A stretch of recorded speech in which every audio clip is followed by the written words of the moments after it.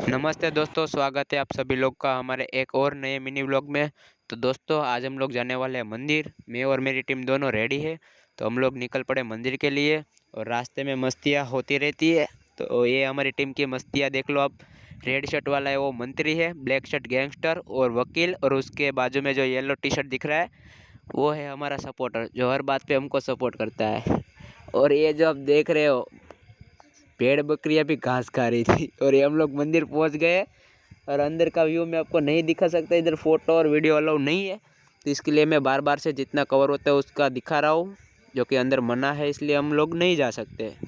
ये है वाव है दोस्तों, ये बहुत पुरानी है, काफ़ी सालों पुरानी है वाव। पानी ऊपर नीचे होता रहता है और अभी जो कि आप देख रहे हो स्क्रीन पे पानी फुल है। ये देखो आप, पानी पूरा का पूरा पूरा, इसमें अंदर कछुए वगैरह वगैरह जो कुछ है। अगर वीडियो अच्छी लगी तो वीडियो को लाइक करें, शेयर करें, सब्सक्राइब करना मत भूलना दोस्तों। मिलते हैं नेक्स्ट वीडियो में।